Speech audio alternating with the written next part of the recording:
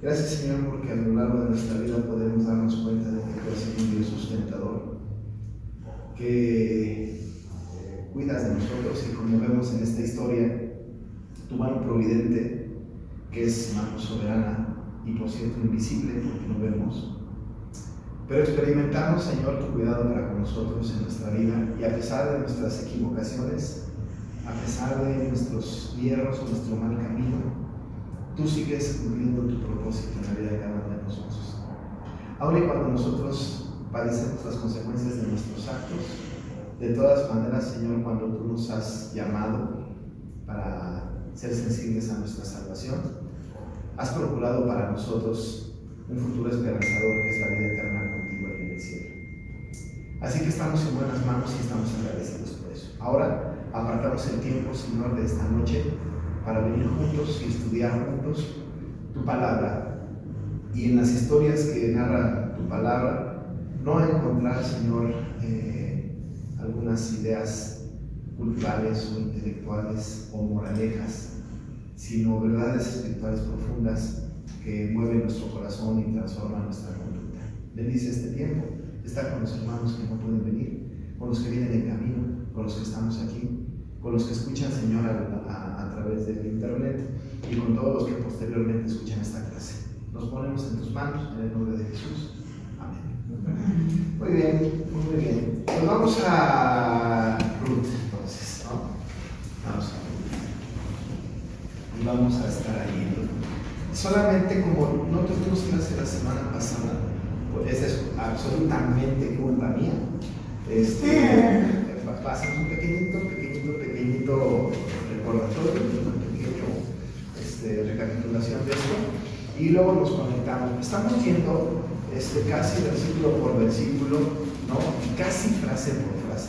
En realidad no es la intención tener un estudio así, frase o palabra por palabra, frase por frase, cuando no lo exija el mismo texto, ¿no?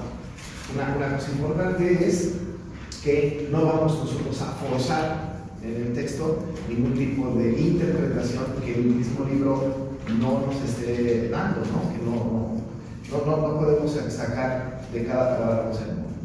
Pero cuando sea exigido para aclarar algún punto, para determinar alguna doctrina, para entender algún concepto, por supuesto que nos vamos a detener eso y vamos a ir a lo más profundamente posible en la medida de las capacidades que tengamos para eso, ¿no? Entonces voy a leer los primeros 5 versículos de Ruth, el capítulo número 1. La semana antepasada vimos el versículo 1, en realidad algunas frases del capítulo 1. La clase anterior a esa estuvimos viendo a Cristo en Ruth, ¿no? Que hicimos un análisis profundo, y si no profundo, por lo menos un análisis que nos ayudaba para analizar y ver en cada capítulo el proceso de la redención, ¿no? Eso fue un tema lindo que nos ayudó mucho a tener nuestra mente centrada en este libro. Y Ruth, no precisamente, o Noemí no precisamente como protagonistas, literalmente sí, desde el punto de vista literario sí, porque en cada obra literaria hay pues protagonistas, ¿no? Hay antagonistas, ¿no? Hay una trama, hay un desarrollo, en fin. Pero desde el punto de vista de la metanarrativa que hemos hablado, desde el punto de vista de la doctrina de la redención en términos generales, evidentemente el centro de la redención está puesto en Jesús. No nos queda la menor duda. Eso es una aplicación al texto a partir de una contemplación general de la Escritura. Pero su valor literario, su valor histórico, es el que estamos revisando nosotros. Desde este punto de vista, evidentemente sí, tanto Ruth como Noemí tienen un papel protagónico en la historia. Vos un poco, aunque vos es muy importante en la historia, porque sin vos la historia no podría continuar, pero básicamente Ruth y Noemí. Entonces voy a leer estos primeros 5 versículos de Ruth 1 para que nos vayamos poniendo en ambiente del estudio, ¿no? Dice entonces la palabra así: aconteció en los días que gobernaban los jueces que hubo hambre en la tierra, y un varón de Belén de Judá fue a morar en los campos de Moab, él y su mujer y 2 hijos suyos. El nombre de aquel varón era Elimelech, y el de su mujer Noemí. y los nombres de sus hijos eran Malón y Gelión, efrateos de Belén de Judá. Llegaron pues a los campos de Moab y se quedaron allí. Murió Elimelech, marido de Noemí, y quedó ella con sus 2 hijos, los cuales tomaron para sí mujeres moabitas. El nombre de una era Orfa y el nombre de la otra Ruth. Y habitaron allí unos 10 años. Y murieron también los 2, Malón y Gelión, quedando así la mujer desamparada de sus 2 hijos y de su marido. La semana pasada empezamos a revisar el texto desde el principio y hablábamos de un asunto muy importante. El asunto importante es desacreditar la corriente crítica literaria que tiene que ver con que esta no es una historia real, ¿no? Es decir, hablábamos acerca de que hay algunas personas, algunos estudiosos, ¿no?, de la escritura, que desprestigian la veracidad de la historia, es decir, la alegorizan o la espiritualizan, dicen, no, en realidad esto no pasó. En verdad lo que pasó es que Samuel, ¿no?, que presumiblemente fue el que escribió Ruth, quiso escribir una historia para dar una esperanza redentiva al pueblo que no tenía autoridad en ese momento porque era la época de los jueces. Entonces es una historia como cuando las mamás a los hijos les cuentan una historia ficticia para dormirlos, ¿no?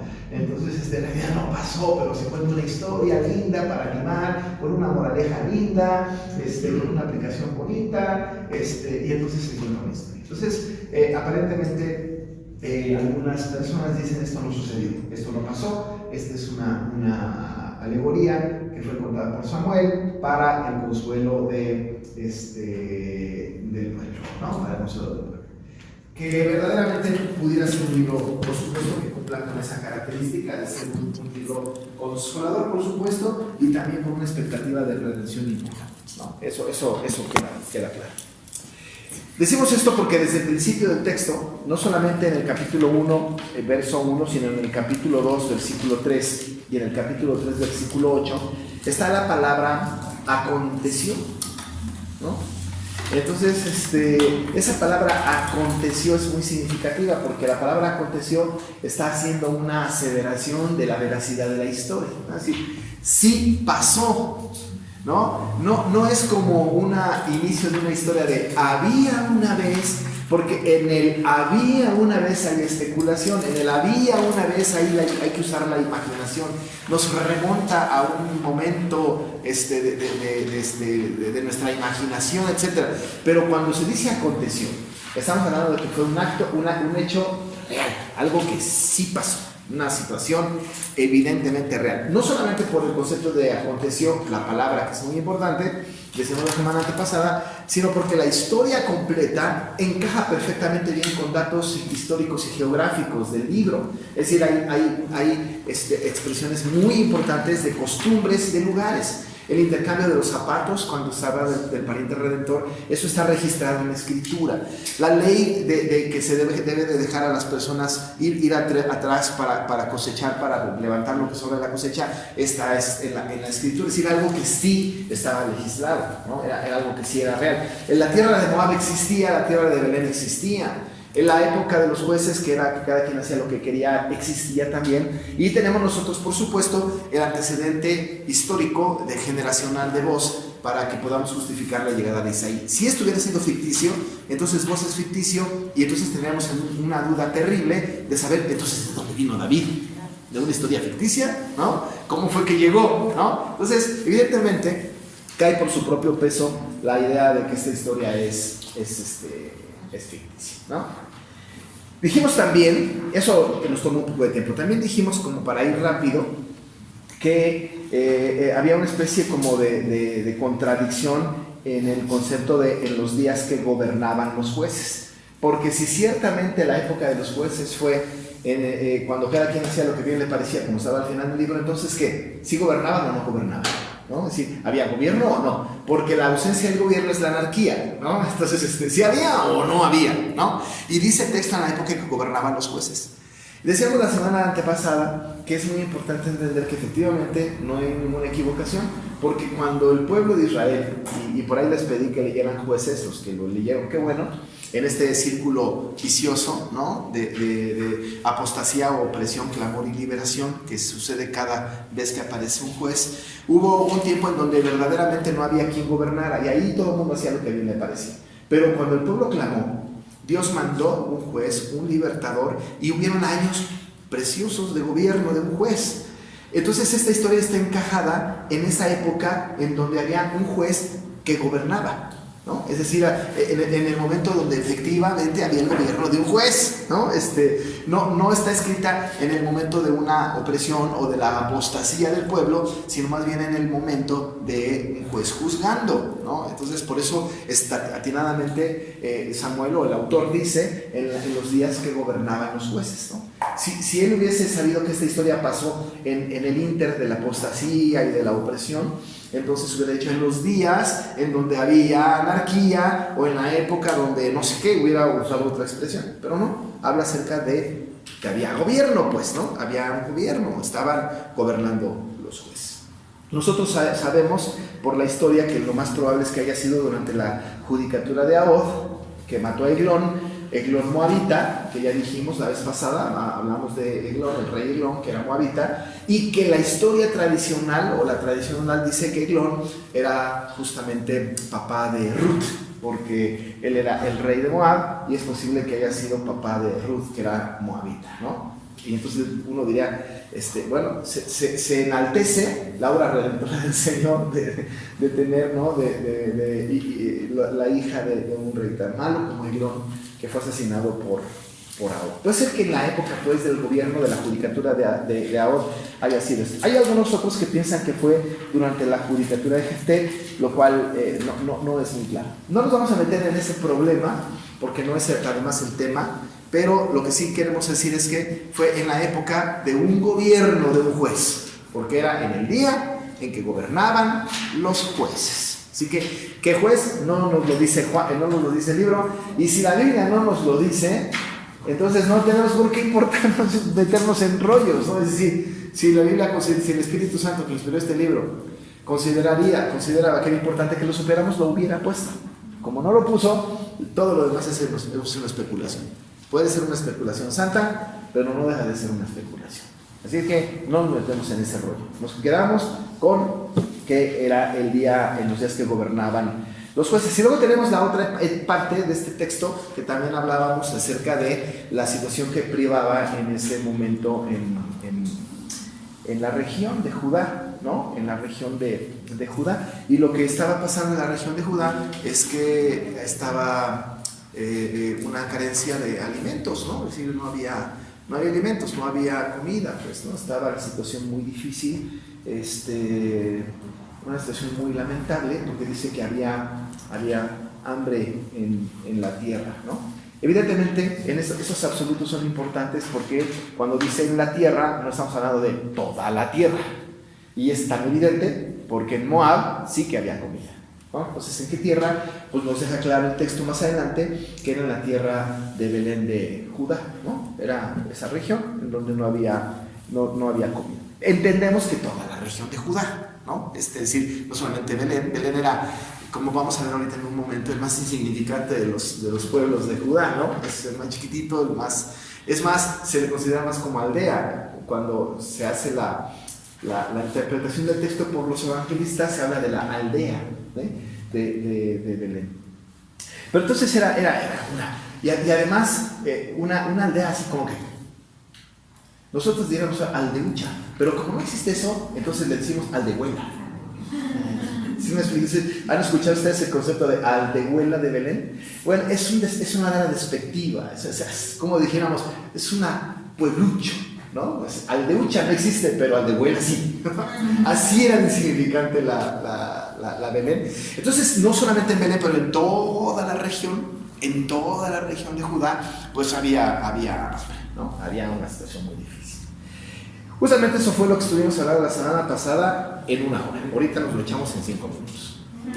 Y de ahí nos arrancamos entonces para que podamos hablar de lo que sigue, porque sí empezamos a hablar acerca de lo que sigue y es sobre lo que queremos empezar a tomar un poco de notas, ¿no? Tenemos aquí una situación que no tiene una explicación, porque la Biblia no nos dice la explicación, pero sí tenemos a un varón de la ciudad de Belén de Judá que se fue a morar a los campos de Moab, ¿no? Es decir, tenemos aquí una situación social una situación personal también, de una familia que está tomando el camino de seguir al líder de la familia, que es el papá, ¿no? Para tomar una decisión, que en realidad quien toma la determinación de salirse de Belén de Judá es Elimelec, y vemos aquí una situación en donde Elimelec tiene que salir. Nos preguntamos qué motivó a Elimelec para llevar a su familia a Moab, ¿no? Y en realidad hacemos una gran cantidad de especulaciones al respecto. Pero lo que sí tenemos que poder percibir, leer entre líneas del texto, porque una cosa es lo implícito y otro lo explícito, ¿no? Lo que sí nos queda claro desde el punto de vista del propósito de Dios es una cosa, y ya lo vimos la semana antepasada, que es el tema de la providencia, y que el Señor en su infinita bondad, por su providencia santa, permite que algunas cosas que no están de acuerdo a su ley se lleven a cabo para cumplir con su propósito divino. En ese ámbito de la providencia nos queda claro que era necesario que Elimelec saliera de Belén de Judá, para que fuera a Moab, para encontrarse con Ruth, y que su hijo se casara con Ruth, y que naciera Obed, y Obed David, y Isaí David. Nos queda claro en el esquema general. Como nosotros tenemos la historia en términos generales y conocemos el final de la historia, no solamente de esta historia, sino el final de toda la historia, y no solamente de nuestra historia hasta ahorita, sino conocemos el final, ¿no? Es decir, ahora nosotros conocemos el gran finale, ¿no? Que es la segunda venida de Cristo, el tribunal del Cristo y nuestra presencia eterna en los cielos. Nosotros tenemos la historia completita. Lo único que no sabemos son las circunstancias que nos van a venir sumando para llegar a eso, pero conocemos ya el final de la película, ¿no? Ya la conocemos. Bueno, pues esta gente no, evidentemente no. En el proyecto de Dios, por supuesto, nosotros vemos la mano providente de Dios dirigiendo todo esto hacia un camino, pero en ese momento, Elimelec no estaba diciendo, para que el propósito de Dios se cumpla, me voy a ir de Belén. Eso no pasó. Así es evidente que no tenía la capacidad profética, digamos, así, el Elimelec, como para poder distinguir, es que si no nos vamos a Moab, no se muere el hijo. Entonces, se tiene que morir mi hijo, ¿no? O a lo mejor, si no nos vamos allá, se tiene que casar con una moabita y luego se tiene que morir. Entonces, hay que ir para que se case, desobedezca y se case con una moabita y luego se muera. Tenemos que ir. Eso no pasó. Eso no pasó, es evidente. Ninguno de nosotros planea su tragedia futura, ¿no? Nadie. Más bien la queremos evitar, ¿no? Entonces, desde el punto de vista espiritual, nos parece claro que la providencia de Dios estaba dirigiendo todo hacia el cumplimiento de su propósito. Pero desde el punto de vista humano, ¿no? Desde el punto de vista de las personas que están ahí, ¿qué motiva a Elimelec? Ya sabemos la motivación de Dios, ¿no? Queda claro, pero a Elimelec, ¿qué lo motiva para salir de Belén? Algunos comentaristas, y uno muy serio, dicen que no hay duda de que una de las cosas que motiva a salir de Belén a Elimelec y a toda su familia fue su falta de fe y su impaciencia, ¿no? La impaciencia. Es posible que, y eso también es una mera especulación, que Elimelec haya tenido o haya dejado pasar un poco de tiempo para ver, a ver si esto se arregla, a ver si esto se compone, ¿no? Ojalá esto se componga rápido para que podamos, pues ya, ¿no? Retomar el camino, ¿no? Pero fue impaciente. Ahora nos queda claro, otra vez porque conocemos la historia, que el asunto se arregló, porque luego va a regresar Noemí a Belén, y tanto se arregló que incluso ya existe la capacidad, porque la tierra ya es más fértil, porque ya Dios había dado había generado bondad en la tierra de Belén, que incluso tenemos el ejemplo de que en la era de Booz se espigaba, o sea, había cosecha, ¿no? Y había extra para los pobres. Y además había extra para los pobres, o sea, ya sí se iba a arreglar el asunto. ¿Por qué no se esperó Elimelec? Que en realidad la falta de fe, la falta de paciencia, ¿no? Tomar las cosas en sus manos, ¿no? Eso yo tengo que controlar esta situación, lo llevó a cometer una equivocación. Eso es muy interesante porque he estado pensando en que tengamos un matiz pastoral en esta carta, en este libro, para que nosotros también vayamos moldeando un poco nuestro carácter de acuerdo al carácter que aprendemos de estas personas, ¿no? Nos movemos con cierta impaciencia muchas veces, nos desesperamos con mucha frecuencia por algo que no está sucediendo o por lo que nos está yendo mal. Entonces, falta de fe, tomamos los asuntos en nuestras manos en lugar de ponernos a depender de Dios absolutamente y decir, Señor, tú estás a cargo, tú me pusiste aquí, vamos, ¿no? Serás tú quien me saque con alguna cosa bastante concreta, ¿no? Pero a veces somos impacientes en tomar determinaciones, altos de fe, y luego tomamos una decisión que no necesariamente fue la mejor. Tenemos que aprender a ser un poco de pacientes. El ejemplo lo tenemos en Elimelec, no fue paciente, le faltó fe, tomó los asuntos en sus manos, y entonces dijo, yo tengo que hacer algo. Eso está bien desde el punto de vista de la responsabilidad. Los que somos jefes de familia, los que tenemos la responsabilidad de la casa, nos cuesta mucho trabajo depender de Dios, ¿no? Porque sentimos el peso de nuestra familia. Cualquier varón que tenga la responsabilidad de su familia dice, es que yo tengo que mantener a mi esposa y a mis hijos. Y estoy viendo que no hay, ¿no? Y no es por falta de laboriosidad, sino es porque el país nos está yendo muy mal, no hay, ¿no? Y entonces me parece que es una actitud como responsable, ¿no? De un padre decir, vamos a buscar dónde. Pero por otro lado, la otra pregunta que le hacemos a Elimelec a la distancia, sin juzgarlo demasiado, porque nosotros somos casi igual que Elimelec, sin juzgarlo demasiado, le podríamos preguntar, ¿por qué no te fuiste a otra tribu de Israel? ¿Por qué no te fuiste a otra región? Sí Judá, pero a lo mejor cerca del Jordán. Sí Judá, pero a lo mejor cerca de un acantilado, no, pero de un lugar donde hubiera un poco más de comida. ¿Será que en todos lados o nada más en Belén? Es decir, exploraste el terreno, fuiste obediente para no salirte de la tierra que además Dios había prometido que era una tierra que fluía leche y miel. O sea, Dios no se podía equivocar, ¿no? ¿Cómo no buscaste un lugar más noble? ¿No? Si tanto te molestaba Belén por esta circunstancia, a lo mejor hubieras buscado otro sitio, pero no sabemos qué es lo que lo motivó. La verdad es que lo único que podemos otra vez entender es la mano soberana, invisible y todopoderosa de Dios, ¿no? Que permite que Elimelec tome un camino de vida. Y se va junto con su mujer. Se va junto con su mujer con una decisión equivocada, imprudente, ¿no? Impaciente, sale de ahí, ¿no?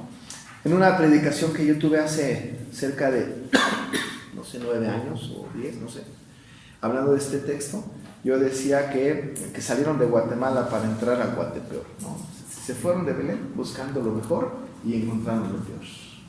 Así, mala decisión. No. Humanamente hablando, otra vez, desde el punto de vista espiritual entendemos que esto era necesario en el proyecto de Dios, pero desde el punto de vista de Elimelec, desde el punto de vista de la familia, fue una muy, muy mala decisión. No podemos especular de qué hubiera pasado si se hubiera quedado, pero si se hubiera quedado, el proyecto de Dios evidentemente no se frustra, porque si se hubiera quedado hubiese sido ese el propósito de Dios, ¿no? De todas maneras hubiera venido quizá en la descendencia, pero la historia de Dios está acomodada así como la vemos. Pero él sale en desobediencia e impaciencia, tomando las cosas en sus manos, y se va de Judá pensando que iba a encontrar bienestar, y encontró todo lo contrario, absolutamente todo. Y ahí va, con sus chivas, ¿no? Con sus cosas.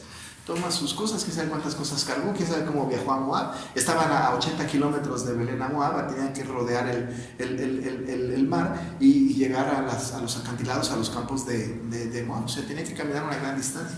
80 kilómetros en carro no es un problema, pero 80 kilómetros a pie y por senderos escarpados, pues es un problema, ¿no? Ya sea que fueran caminando, que fueran con bestias, de todas maneras no era un camino sencillo. Bueno, pues agarra a su familia y se va. ¿Cuántos años tendrían sus hijos? No sabemos, ¿no? No lo sabemos. Pero posiblemente Noemí y Elimelec eran fuertes. Pero salen y se van y caminan y llegan hasta los campos de Moab. Y no solamente llegan a explorar, ¿no? No solamente llegan, vamos a ver qué tal y luego nos regresamos. No. Porque la palabra morar implica quedarse ahí, ¿no? Porque dice la Biblia que un varón de Belén de Judá fue a morar, o sea, ya se fue a vivir ahí, ¿no? Algunos de nosotros cuando vamos a algún lugar y decimos, vamos a ver qué tal está, ¿no? Nos vamos a ir a lo que sea, ¿no? A algún lugar, un sitio, vemos cómo está, si está bien, si está noble, si hay mercado cerca, si hay escuelas cercanas, si el ambiente está padre, si el clima me favorece, entonces nos venimos a vivir aquí, ¿no? Pero ¿quién se va a vivir ahorita a un lugar sin explorar? Bueno, pues Elimelech se fue a morar, a quedarse en Moab, porque dice la Biblia que fue a morar en los campos de Moab. Él se fue, su mujer y 2 hijos suyos, que decíamos la vez pasada, pudiéramos imaginarnos que pudo haber tenido más, porque dice 2 hijos suyos, a lo mejor había más, pero nada más nos menciona la Biblia a Malón y a Kelión, ¿no? Entonces se fueron Entonces viene el versículo número 2. Y entonces empieza a hacer una descripción chinovelada, ¿no? Para identificar a los personajes, ¿no? Y está escribiendo Samuel y nos está contando la historia a nosotros como lectores implícitos, al pueblo de Israel, desde luego que le llegue esta información sin lugar a dudas, ¿no? Porque es una historia que se va a repetir en las lecturas devocionales de los judíos, pero empieza a explicar un poco los papeles protagónicos de cada persona, porque en estos 5 versículos vamos a encontrar al 90% de los personajes, ¿no? El resto, vos, las mujeres que están junto con Noemí, el otro pariente que podía redimir, en realidad son circunstanciales en la historia. Casi tenemos a los protagónicos al principio de la historia. Es como el reparto por orden de aparición, ¿no? Si fuera como una película, ¿no? Sería el reparto en orden de aparición. Y entonces empieza el autor a darnos información al respecto de estas personas. No solamente nos da la información para que conozcamos los nombres, sino recuerden ustedes que cada nombre tiene un significado, ¿no? Cada nombre algo significa. Y entonces, dice, el nombre de aquel varón era Elimelech. Es muy importante. Es como si les dijera, este hombre que vivía en Belén y que era temeroso de Dios, ¿saben cómo se llamaba? Pues se llamaba Dios es Rey. Es como, dirás que el colmo de los colmos, ¿no? Diría uno, ¿no? Imagínense nada más cómo se llamaba. Es como si estuviera el autor diciéndonos, y además se llamaba mi Dios es Rey, porque Elimelech significa mi Dios es Rey. Ese nombre es muy significativo porque porque ustedes recuerdan que las personas tienen los nombres que les definen en sus características particulares.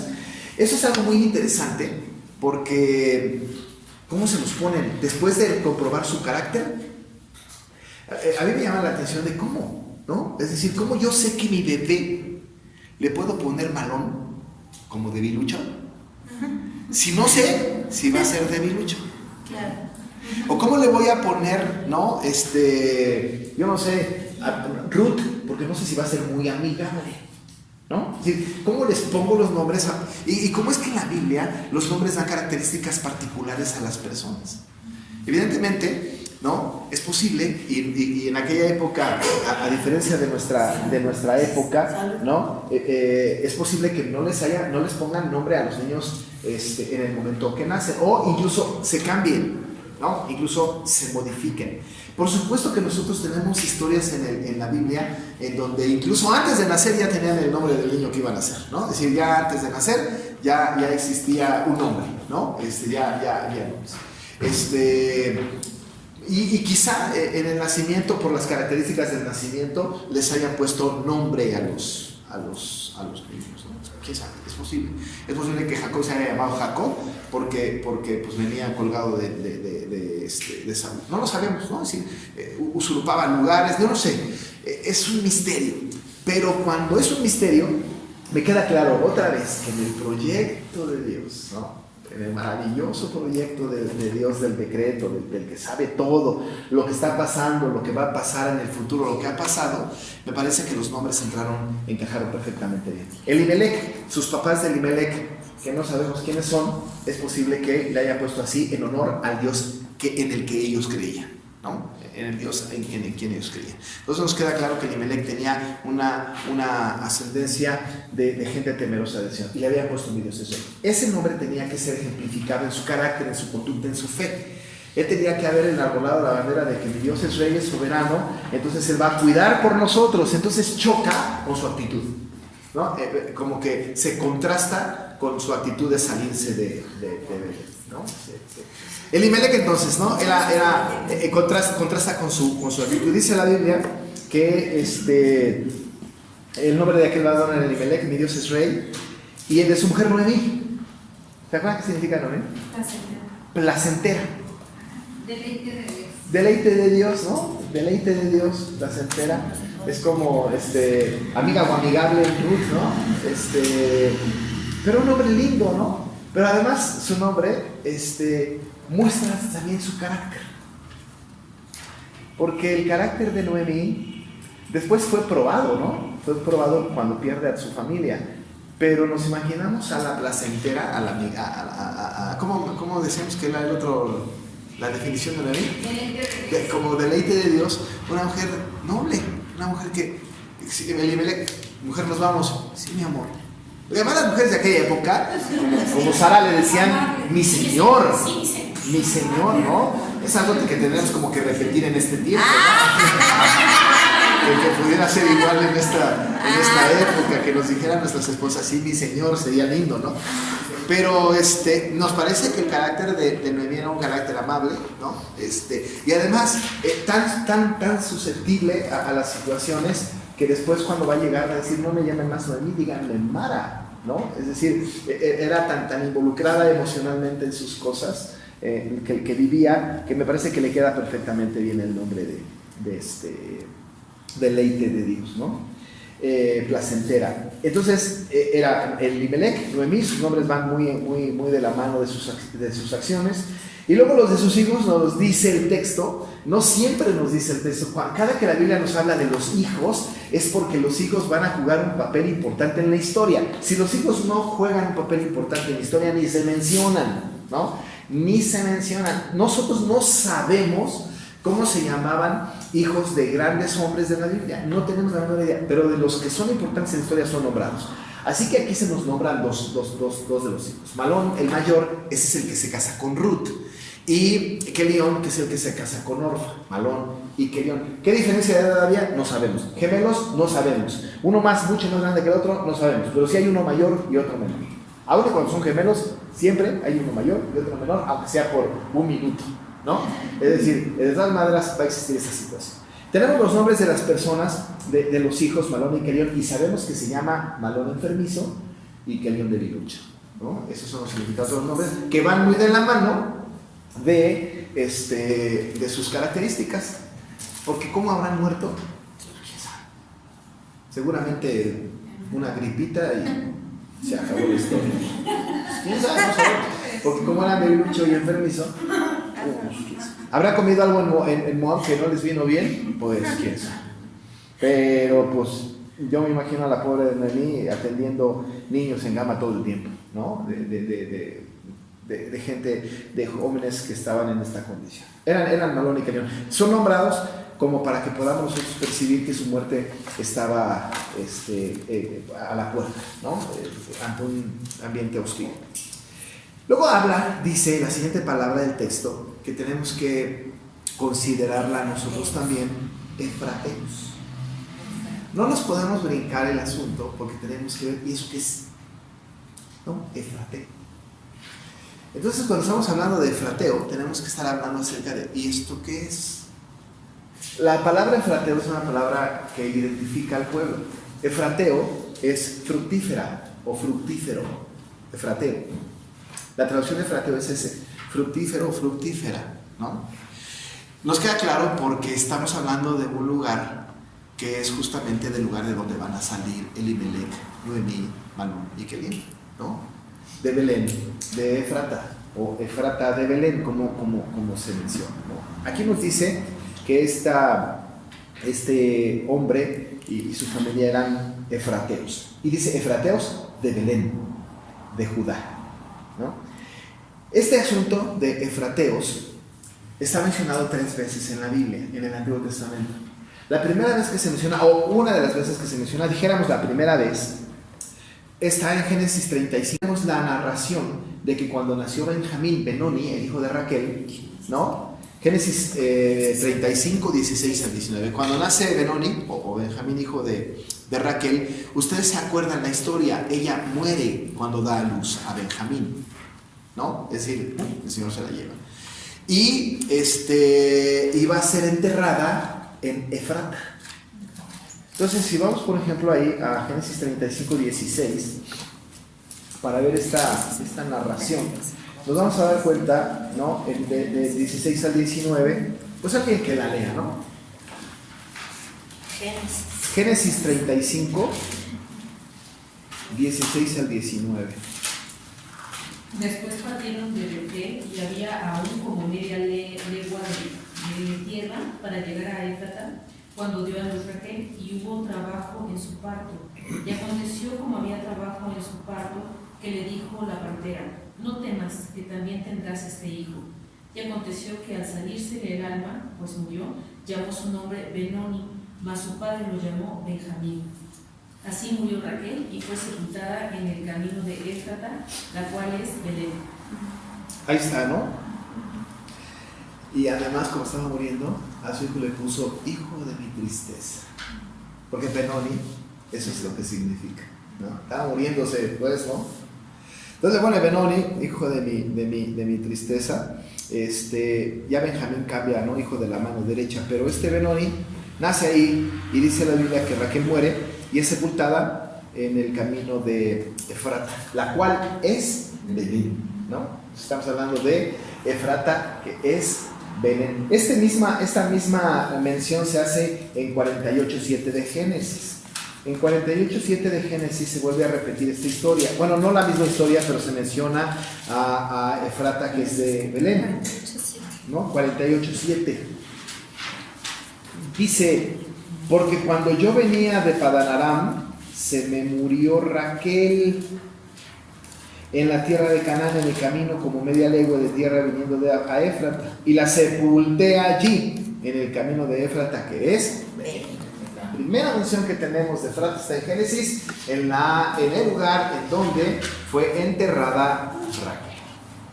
Noten ustedes que el lugar, a pesar de que es muy pequeño, tiene una linda historia de personas que fueron importantes en el desarrollo del plan de redención. La segunda mención está en Primera de Crónicas, en Primero de Crónicas 2:50, y se habla de la segunda mujer de Caleb. Segundo de Crónicas 2:50.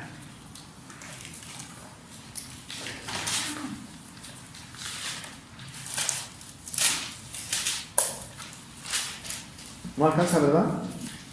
No hay 50. No, primero de Crónicas. Primero, yo me equivoqué. Disculpen ustedes. 2:50. Es el nombre de la segunda esposa de Caleb. Estos fueron los hijos de Caleb, dice la Biblia, los hijos de Ur, primogénito de Efrata, ¿no? Y ya después hay un montón de nombres ahí, ¿no? Pero Efrata, estamos hablando pues de la segunda esposa de... Algunos dicen que por ella se nombró Efrata, pero no, porque tenemos una historia desde el Génesis que ya existía el nombre, ¿no? Entonces no encaja la interpretación. Y la tercera mención que se hace, ¿dónde creen que está? En el Antiguo Testamento. Pues hay en Ruth. No. Bueno, sí, pero aparte de Ruth. No, en el Antiguo Testamento. ¿Quién? Miqueas. Miqueas 5. Vamos a Miqueas. Es la profecía, ¿no? Ajá. Miqueas 5. Miqueas está en el Antiguo Testamento. Está chiquito, pero tiene 7 capítulos, entonces sí lo pueden encontrar rápido. ¿En el 2? 5:2. Pero tú, Belén. Sí. Ok. Pero tú, Belén, Efrata, pequeña para estar entre las familias de Judá, de ti me saldrá el que será Señor en Israel, y sus salidas son desde el principio, desde los días de la eternidad. Sí, ahí está la profecía de la venida de Jesús, que decíamos de dónde va a venir. ¿Se acuerdan ustedes que cuando hablé de la revelación progresiva, hablábamos de que por Miqueas sabíamos de dónde nacería el Salvador, ¿no? Y también por Ruth. Pero aquí tenemos a Belén, Efrata, y dice: pequeña para estar entre las familias de Judá, de ti me saldrá el que será Señor en Israel. pequeña, ¿no? Así que nosotros tenemos estas menciones de Efrata. Ahora, nosotros sabemos entonces que el lugar existe y que está mencionado en otros lugares de la Biblia, lo cual le da veracidad a la historia de Ruth. Pero también hemos de mencionar que por qué Belén de Efrata, ¿no? Es Efrata, sí, porque es grave y termina con vocal. Efrata. Entonces, ¿por qué Efrata, no? Belén Efrata. ¿Por qué no solo Belén o por qué no solamente Efrata? ¿No? ¿Perdón? Yo digo que se menciona 4 veces. 4 veces. Y también con Ruth, sí, efectivamente. ¿Por qué Efrata? Ahora, es interesante que la gente de estirpe, ¿no? La gente importante en la región de Judá, particularmente en el pueblo de Belén o en la aldea de Belén, la gente importante se llamaban efrateos. Y el pueblo, ¿no? Era como los de Belén. Ahora, no es gentilicio, ¿no? Porque si buscamos el gentilicio de Belén, no hay otro más que efrateo. Es decir, ¿cómo se llama? Belenitas, ¿no? Como que el gentilicio está difícil. Pero eran efrateos. Los efrateos eran más o menos, yo soy efrateo, ¿no? Así como que soy de Categoría. Buena categoría, ¿no? Una categoría más o menos. Entonces, esto lo dicen los comentaristas, eso dicen las personas que han estudiado estos temas. Y me parece que entonces, si se hace referencia a Elimelech y a su familia como efrateos, entonces será quizá gente de una cierta posición acomodada o de cierto, quizá no económicamente, pero de cierto prestigio, ¿no? De cierto nivel. Así que puede ser, ¿no? La Biblia en Ruth nos habla de tres lugares: Efrata, Belén y Judá, ¿no? Porque dice efrateos de Belén de Judá. Entonces encontramos nosotros esta distinción que es geográficamente importante. Ya lo hemos explicado un poco. Una cosa es la región, ¿no? Otra cosa es la colonia o el pueblo, y otra cosa es la característica particular de esa gente. Por ejemplo, nosotros podemos decir México como región, ¿no? Pero podemos hablar de la gente del DF, ¿no? Podemos decir citadinos, o ¿cómo le daríamos? Para no defeños, ¿no? Pero ya DF ya no, ahora es Ciudad de México. Chilango. No. Ese chilango sería la manera contraria de frateo. ¿Sí me explico? Ese sería, si fuera así, capitalinos, ¿no? Entonces sería México, capitalinos, chilango sería como la parte Fuchi. sí, ¿no? Despectiva, digamos, ¿no? Hay algunos del DF que no les gusta que les digan chilangos, ¿no? Y en la provincia dicen chilangos de manera despectiva. Y es peyorativo, pues, ¿no? La expresión. En Yucatán nos dicen guaches. Nos dicen ahí. Guaches. Entonces, y hay toda una historia porque nos dicen guaches, pero guaches, ¿no? Porque cuando iban los del DF hacia allá, Yucatán, iban caminando, iban con sandalias. Y entonces pasaban por los charcos y cuando sabían que venían los de esta parte, venían haciendo guache con la chancla y en el agua. Guache. Entonces ahí vienen los guaches. Y entonces ustedes van a Yucatán y preguntan quiénes son los guaches y dicen son los de allá. Pero más o menos en esta categorización, ¿no? Eran los de Judá, la región, Belén, efrateos, ¿no? Efrateos. Ahora, estos eran efrateos de Belén, de Judá, ¿no? Eso nos queda como muy claro. Judá es la región, Belén es el pueblo. Efrateos es la expresión hacia estas personas, ¿no? Muy particular. Bueno, dice entonces el texto que eran efrateos de Belén de Judá. Llegaron pues a los campos de Moab. Y la expresión que tenemos desde que la intención de tenía Elimelech de morar ahí, dice ahí que se quedaron ahí, ¿no? Ahí se quedaron. Y la historia sigue mostrándonos lo importante del inicio de esta historia. Entonces muere mi Dios es rey. Muere Elimelech. ¿En qué circunstancias? No sabemos. ¿Cuánto tiempo pasó? No sabemos.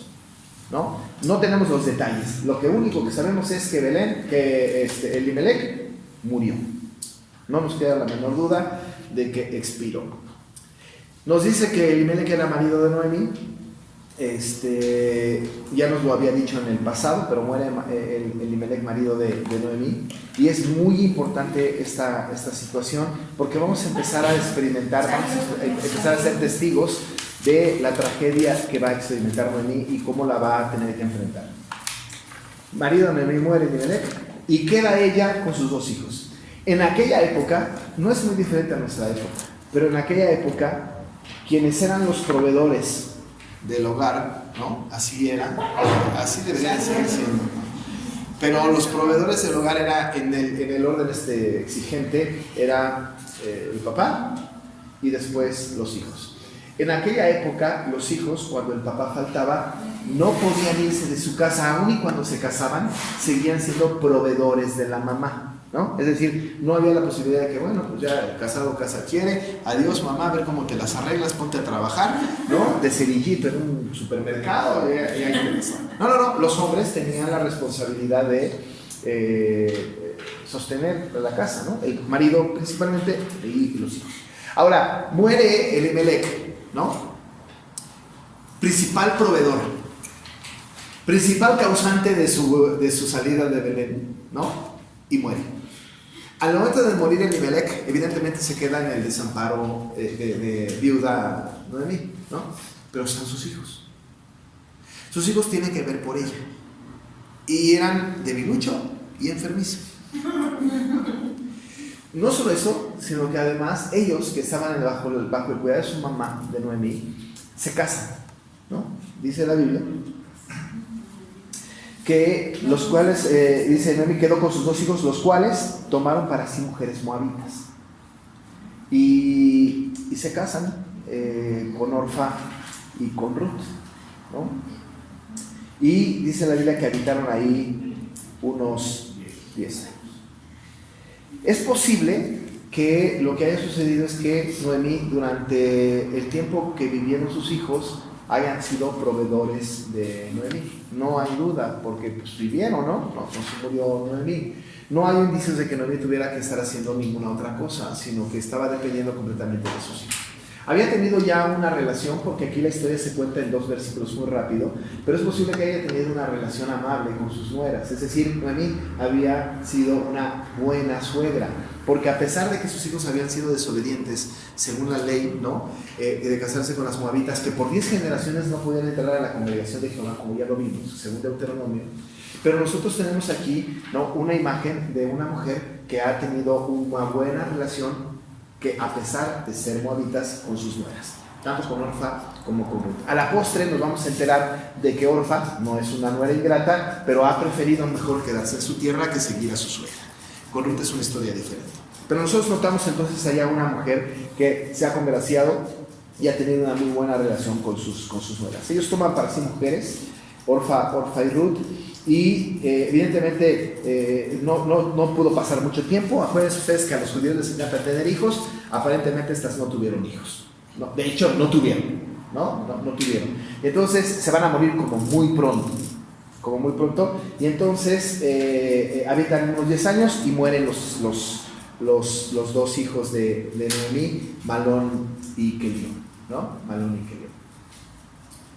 Ahora imaginen ustedes el cuadro en donde Noemí, que tuvo como proveedor a su esposo y se muere, y luego tiene como proveedores a sus hijos y se mueren.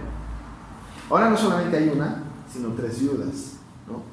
Dependiendo de qué viven, cómo sobreviven, ¿no? Es una situación muy complicada.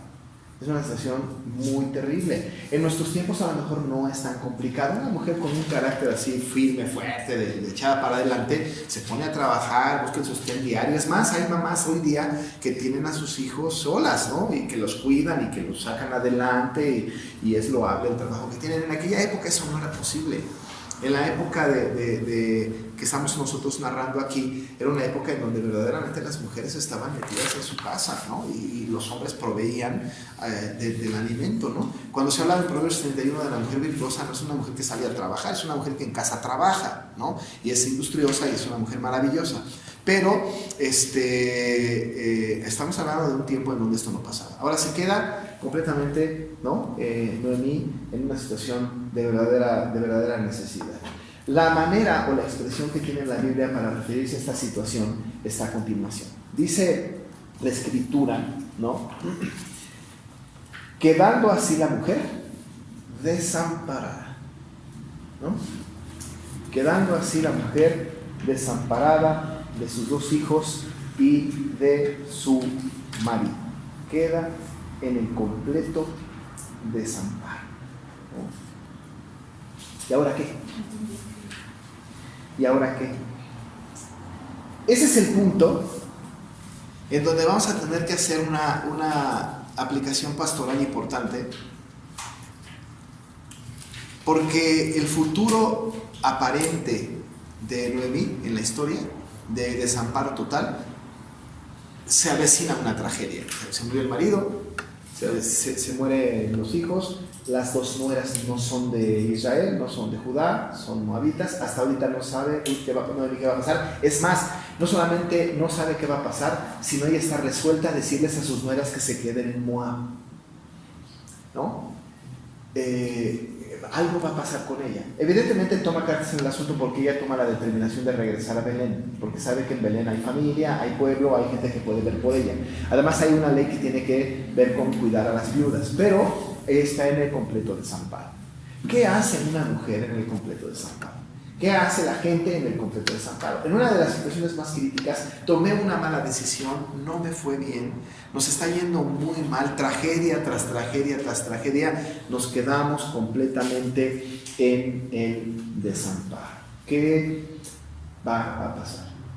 Ahora, Noemí, acuérdense ustedes que Noemí está en la época de los jueces, y en la época de los jueces ya ha pasado toda la historia del pueblo de Israel en el desierto, ¿no?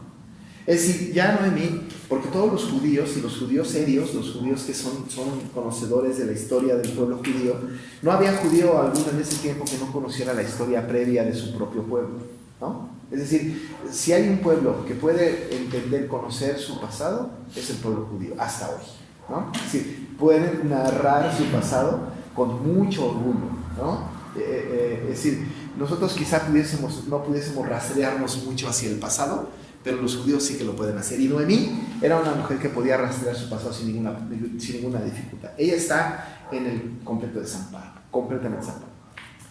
Es posible, ¿no?, que en la mente del judío estén las promesas del Señor de que va a cuidar al desamparado, ¿no?, que va a estar a cargo del desamparado.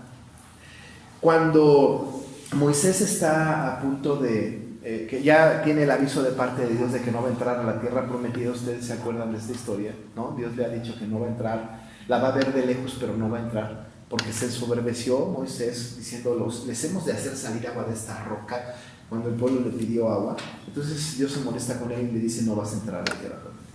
Y la verdad es que lo único que va a pasar es que dos hombres con sus familias van a entrar a la tierra prometida, que son Josué y Caleb.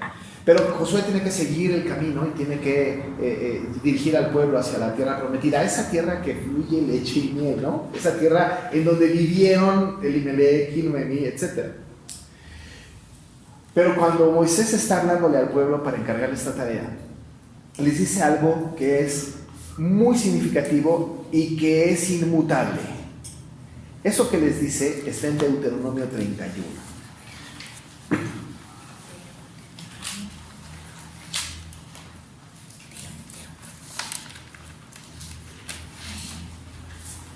Les dice al pueblo, cuando va a entregarle a Josué la estafeta, ¿no?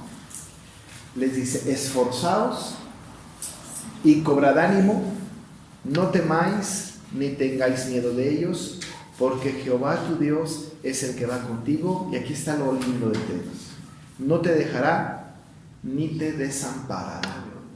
Nosotros tenemos en la historia de Ruth, de lo que nos está narrando Noemí, quedó desamparada, ¿no? No nos podemos imaginar a un judío desamparado si entiende las promesas de Dios. Pero más, no nos pudiéramos imaginar un cristiano desamparado conociendo las promesas de Dios, ¿no? Él le ha dicho, no te dejaré ni te desampararé, ¿no? Es decir, el desamparo no es parte de la esencia del cristiano. El desamparo no era parte de la esencia del judío creyente. La Biblia era muy clara y Noemí debía de tener en su mente, ¿no?, aquella promesa que Dios le había hecho al pueblo cuando estaban en el desierto, de que no te dejaré ni te desampararé. Esfuérzate, sé valiente, ve adelante, no te voy a dejar, no te voy a desamparar. Esa promesa tiene que estar vigente en la mente de Noemí, tiene que estar vigente en la mente de todos aquellos que hemos cometido algún error, que hemos tomado decisiones equivocadas y que de repente estamos en una especie como de lugar sin salida, ¿no? Como que, ¿y ahora qué? ¿A dónde voy? Evidentemente nosotros no estamos en la situación en donde se nos murieron nuestros hijos y nuestro esposo o esposa o lo que sea, ¿no? Quizá nuestra situación no sea de este tamaño, pero a lo mejor hay situaciones particulares que sí. Y entonces podemos sentirnos en el mayor de los desamparos. Y a mí me parece, y lo que según el contexto bíblico, es que el creyente que se siente desamparado y pasa mucho tiempo en su desamparo no ha entendido el Evangelio. Porque el verdadero creyente entiende que el Señor no le desampara. El Salmo 46, que es muy conocido por todos nosotros, es tan lindo el Salmo 46, ¿no? Dice, ¿se acuerdan, no? Los salmos, Dios es nuestro amparo y fortaleza, nuestro pronto auxilio en las tribulaciones. Por tanto, no temeremos, aunque la tierra sea removida y se traspasen los montes al corazón del mar, aunque bramen, se turben sus aguas y tiemblen los montes a causa de su braveza, ¿no? Es decir, Dios es nuestro amparo y fortaleza. Y Noemí debe saber eso. Porque está desamparada. Ahora, digo todo esto porque van a ver al final del de la historia de Ruth cómo esto cambia, ¿no? Pero Noemí va a salir, está desamparada, pero no va a permanecer en esa condición de desamparo.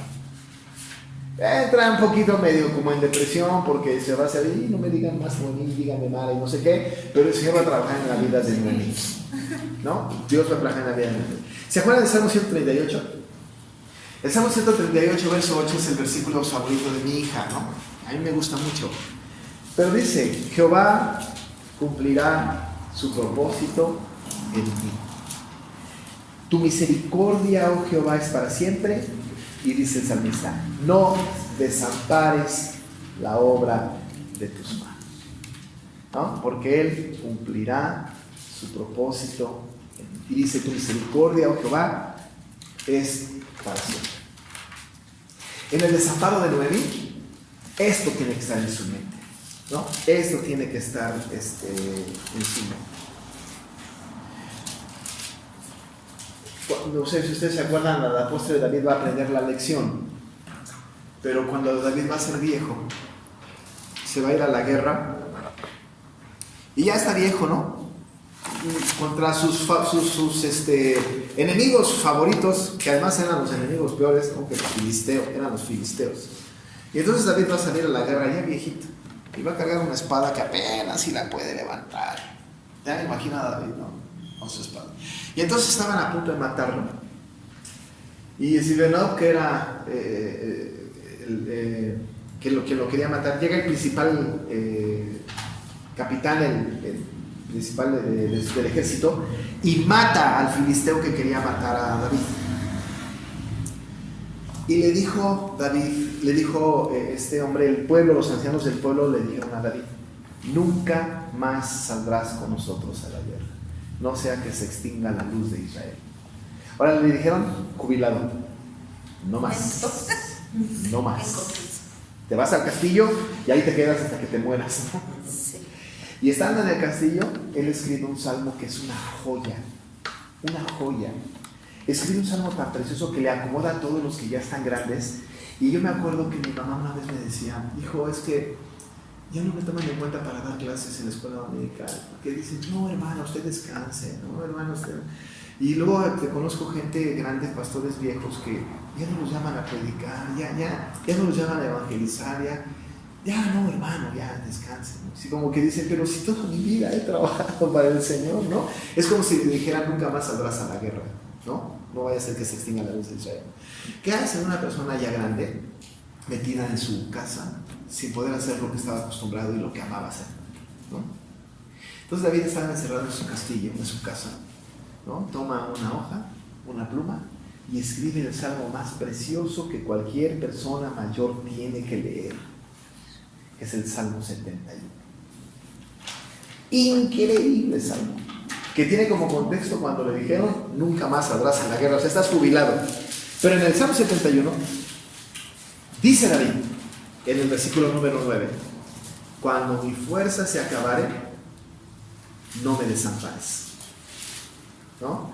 Es decir, hay que leerlo todo completo para degustarlo, pero él dice: cuando mi fuerza se acabare, no me desampares. Porque cuando mi fuerza se acaba, tu fuerza me sustituye. ¿Sí me explico? Sí. El día que yo vengo, que ya mis fuerzas estén así todas, no me desampares, entonces tú me fortaleces. Este patrón se repite. El apóstol Pablo, cuando su aguijón no podía ser quitado de sí mismo, le había pedido al Señor 3 veces que le quitara el aguijón. El Señor le dijo que no, pero el Señor le dijo: bástate mi gracia, ¿no? Porque cuando mis fuerzas se acaben, no me desampares, dijo David. Esto lo tiene que aprender, desde luego, lo tiene que aprender Noemí, porque quedó desamparada. Pero desamparada ¿según quién? ¿No? Según el mundo. El mundo alrededor pudo haber dicho: ¡qué barbaridad! Ahora sí estás en el desamparo total. Pero el creyente no está en desamparo, ya vimos, ¿no? No puede estar en desamparo el creyente, de ninguna manera. Aun y cuando mi padre me dejara y mi madre me dejaran, con todo Jehová me recogerá, ¿no? Es decir, no hay desamparo para el creyente, no lo hay, ¿no? Y esto es notorio porque al final del libro, en el capítulo 4 de Ruth que tenemos estudiando, vemos una culminación maravillosa, ¿no? Que además las mujeres alrededor van a glorificar al Señor. Dice el versículo 14 del capítulo 4 de Ruth: y las mujeres decían a Noemí: loado sea Jehová, que hizo que no te faltase hoy pariente cuyo nombre será celebrado en Israel, el cual será restaurador de tu alma y sustentará tu vejez, pues tu nuera que te ama lo ha dado a luz y ella es de más valor para ti que 7 hijos. ¿Cuál desamparada, no? Qué paciente, ¿no? Fue Noemí para confiar en Dios y reparar el daño y buscar al pariente redentor. Es decir, no existe la posibilidad de que un judío creyente en el Señor o un creyente pueda vivir en desamparo. No puede ser. Las promesas del Señor: no te dejaré, no te desampararé, cuando mis fuerzas se acabaren, no me desampares, no desampares la obra de tus manos. Y el Señor es, ¿no? Esta fortaleza, ¿no? Y Noemí lo aprendió. Y no solo Noemí. Al final de la historia vemos a las mujeres loando al Señor porque el Señor le proveyó de todo lo que necesitó, ¿no? Hizo que no te faltase hoy pariente, o sea, proveyó, no te desamparó, ¿no? Fue restaurador de tu alma. Porque imaginen ustedes nada más la pérdida de su esposo y de sus hijos. Habrá estado en una situación muy triste y el Señor restauró su alma, no la desamparó. Así que el creyente no puede vivir en desamparo, porque el Señor está siempre con nosotros, ¿no? Porque dice la Biblia que quedó así la mujer desamparada de sus 2 hijos y su marido, pero la historia no se quedó ahí, sino que va a contarnos cómo el Señor la levanta y la restaura para cumplir su propósito divino. Vamos a hablar, ¿no? Señor, te damos muchas gracias por esta noche, por este estudio, porque podemos aprender, Padre, que tú no desamparas a los que amas de ninguna manera. Y podemos también saber, Padre, que tú manejas la historia de acuerdo a tu plan perfecto. Gracias por eso. Aprendemos mucho y además no solamente aprendemos esas cosas que son importantes para, como en nuestro intelecto, las historias precisas, los datos, pero queremos aprender también cómo nos enseña, Señor, a confiar y a estar bajo tu mano. Gracias por esto, Señor. Te damos muchas gracias y pedimos que nos lleves a casa con bien a todos, en el nombre de Jesús. Amén.